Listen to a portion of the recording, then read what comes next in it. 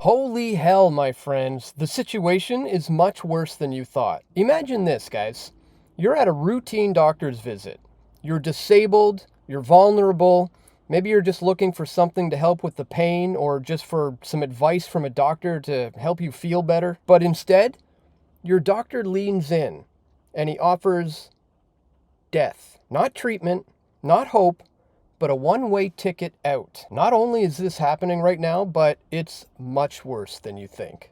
People with disabilities are now very much afraid in many circumstances to show up in the healthcare system with regular health concerns because they're often made as suggested as a solution to what is considered to be intolerable suffering that happens to be caused by some of the things like that this committee addresses, like poverty and the situations that people with disabilities disproportionately find themselves in compared to other Canadians. Yes, you heard that correctly. Disabled people are being pressured to end their lives during routine medical visits. Doctors, nurses, and even social workers are suggesting MAID, medical assistance in dying, as if it's just another treatment option. And how often is this happening? Listen to this. It sounds like what I'm hearing you saying is that people who have disabilities are interacting with healthcare, seeking other kinds of public services, are proactively being offered MAID when they're seeking completely different services. Is that? That is correct. Okay, that is what I am saying.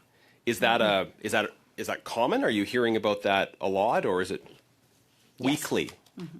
Okay, you're hearing weekly complaints from people who live with disabilities who are seeking other kinds of services, and someone says to them, well, have you thought about MAID? Yes. Yes, you heard that correctly. This is now happening on a weekly basis. And just when you thought things couldn't get any worse, here's where things get really wild. We're heading into the organ harvesting stage of assisted suicide.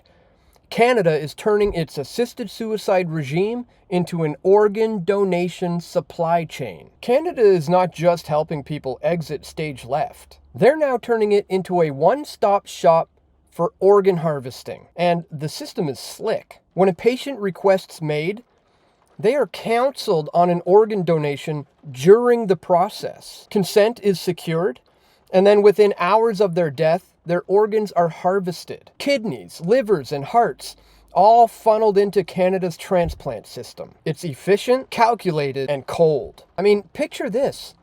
Someone is struggling. Maybe they're in pain, or they're just depressed. They're told, hey, you can end your suffering and save lives by donating your organs. Sounds noble, right? But what happens when that choice starts feeling like pressure? What happens when hospitals or governments or even family members start seeing dollar signs in your kidneys or heart? Is this really a choice, or is it coercion? When you're at your lowest, you're sick and broken and hopeless, and the system offers death and the chance to save lives with your organs, what kind of pressure does that create? Vulnerable Canadians are being nudged towards death to fuel a transplant machine. Now, I'm not saying that organ donations are bad. They can obviously save lives, so it is a good and noble cause, really. But when you start pairing it with assisted suicide, things get ethically murky. And this is not just a casual ask here. They've got this slick system where MAID patients are being prepped for organ harvesting before they are gone. They're given drugs to keep their organs fresh, and the procedure is timed so that their organs are as viable as possible. Did you know that Transplant Quebec openly admits that MAID patients are a growing source for organs? In 2021, 8% of organ donors in Quebec came from assisted suicide. Guys, it's 2025, and that number has been climbing. They're streamlining it. Death to donation in one seamless process. In Belgium, 10% of assisted suicide cases are now linked to organ donations. 10%. That's not a coincidence, guys.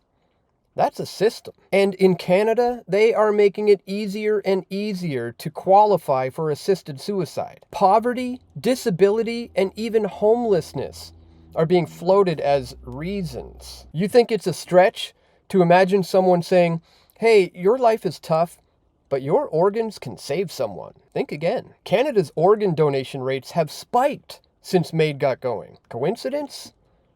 I don't think so. This whole setup feels like it's sliding towards a place where human life starts to look like a means to an end. And when you've got a system that's already pushing assisted suicide on vulnerable people, like the disabled, the poor, and the mentally ill, adding organ donations to the mix starts to feel a lot less like charity and a lot more like harvesting. And then there's something called deemed consent. Did you know that in Nova Scotia and in New Brunswick, under new legislation that's called Avery's Law, most adults aged 19 and older are presumed to consent to organ and tissue donations when they die, unless they explicitly opt out. So they're eyeing your organs.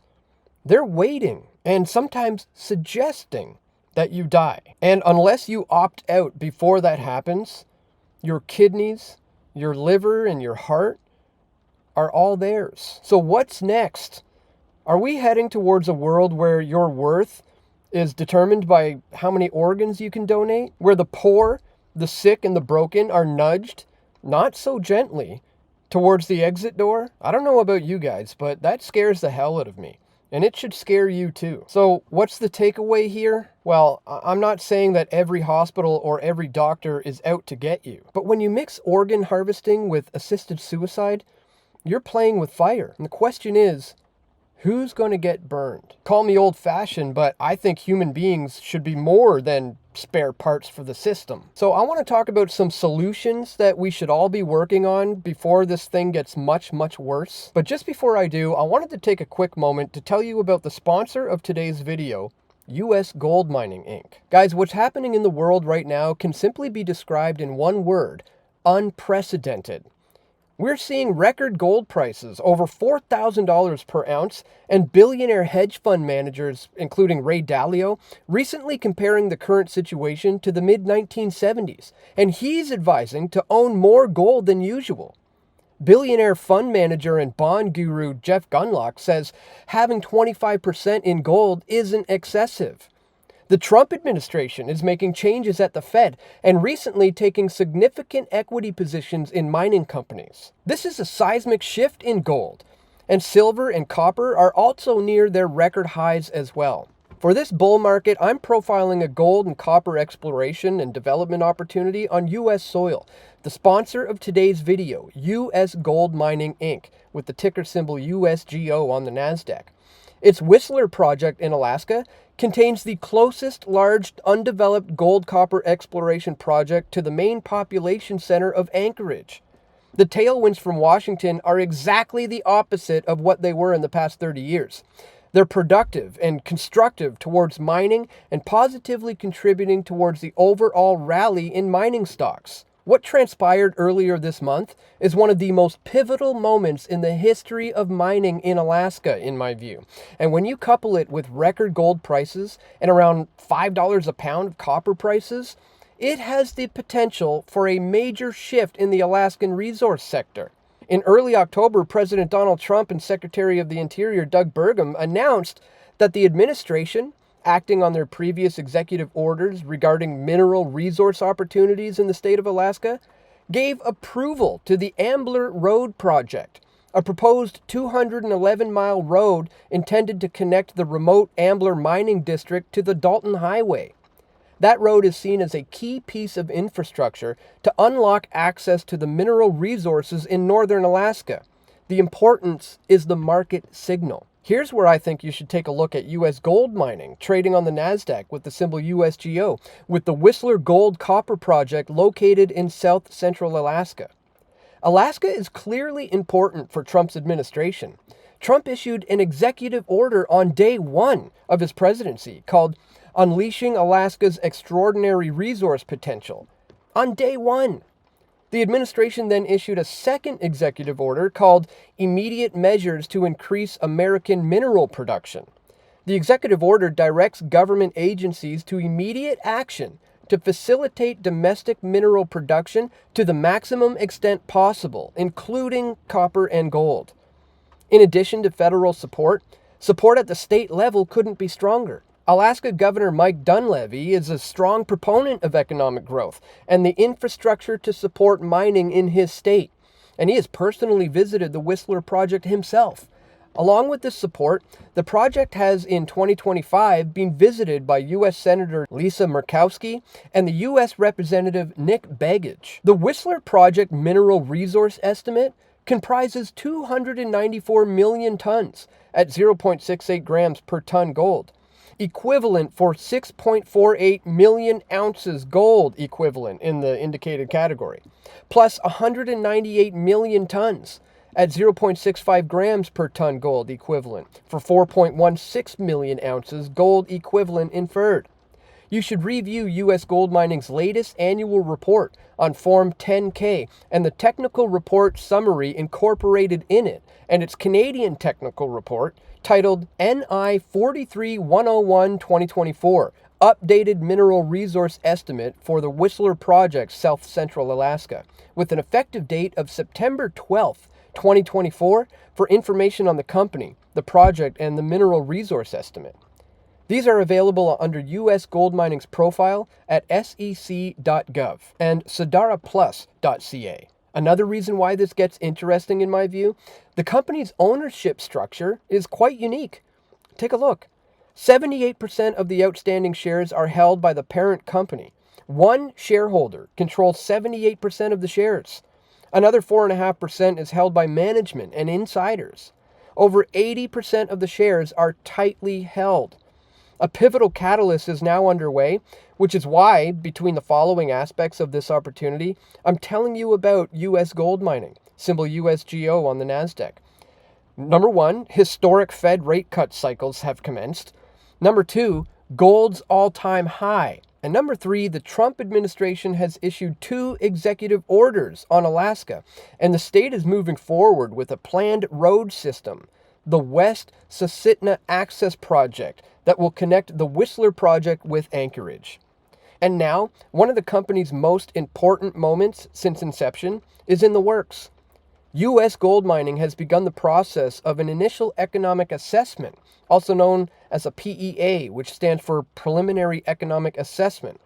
This study is a preliminary review of economic factors, and the timing couldn't be any better, with gold over $4,000 per ounce and copper around $5 per pound. Guys, make sure you do your own extensive research on U.S. Gold Mining, symbol USGO on the NASDAQ, and make sure you review U.S. Gold Mining's annual report and other filings with the SEC when you research this opportunity. All right, guys, back to this situation with organ harvesting and MAID. If we allowed these things to run side by side, we risk turning death into a transaction. We shouldn't be helping people die at all.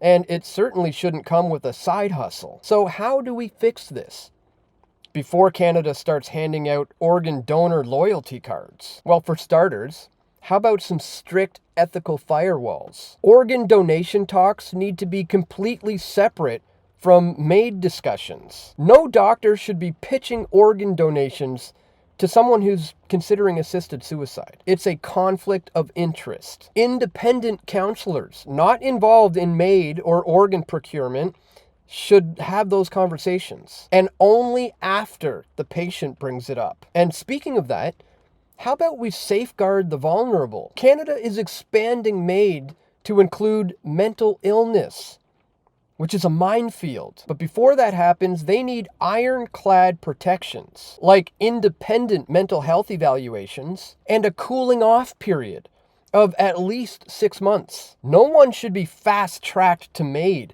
because they're having a bad year. And while we're at it, fund better mental health and disability support so people don't feel like death is their only option. Also, we need transparency and oversight. Canada needs a public and independent review board to review every single case of MAID that's tied to organ donation. No more backroom deals or trust us vibes. Publish the data. How many MAID patients donated organs? Who asked them? And when? We need accountability. Other countries are side-eyeing us right now, being like, are you guys okay up there? So these solutions like firewalls, protecting the vulnerable, and transparency could pull Canada back from the edge of a dystopian cliff. So what do you guys think?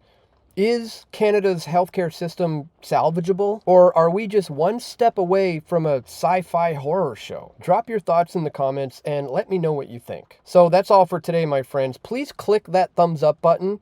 As weird as that may be for a video like this, share it far and wide with your friends and family who need to see this the most. And stay tuned, my friends. I'm going to have more video reports coming soon, God willing. This is Dan Dix reporting for Press for Truth. We all want truth.